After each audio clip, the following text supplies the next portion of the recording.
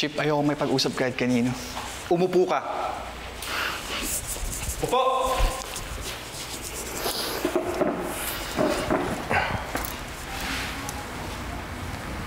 Ano, Gigi?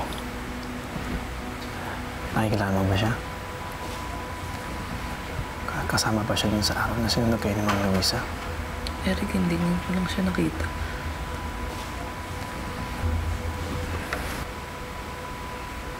Bakit kasi siya nawaling?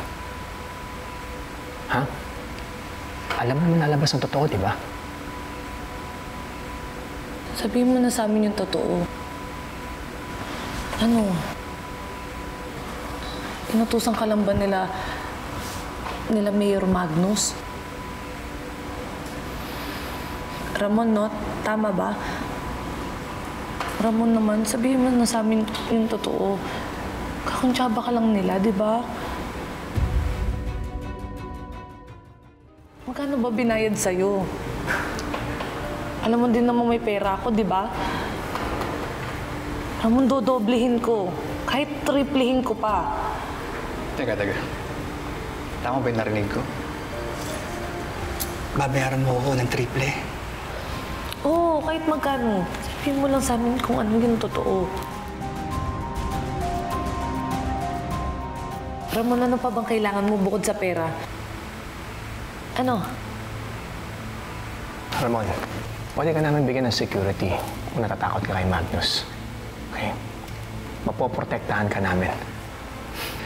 Alam niyo, gusto kong tanggapin yung mga alok niyo sa akin ngayon.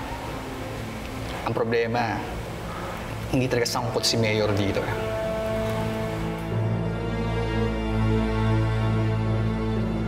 Anong grupo na organizers ng fundraising event natin?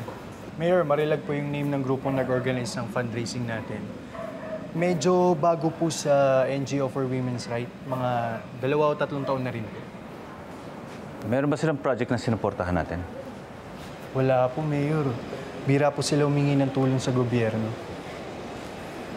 Bakit kaya sila nag-interesado mag-donate sa campaign ko? Anong mileage yung pinaka mo sa kanila? They just want to help you po, Mayor. Yun po ang sabi nila. Di na rin po masyadong in-elaborate ng organizers. Gusto lang daw po nilang makatulong sa atin. Tara po, Mayor. Good afternoon, everyone.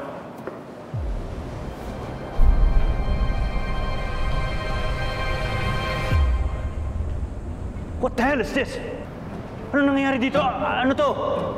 What is this nonsense? Sigurado ako nakalimutan mo na ang mukha ng anak ko.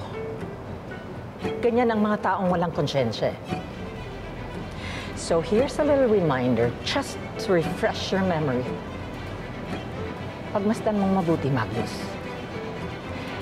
Tignan mong mabuti ang mukha ng anak ko na walang awa mong inapuso at pinatay.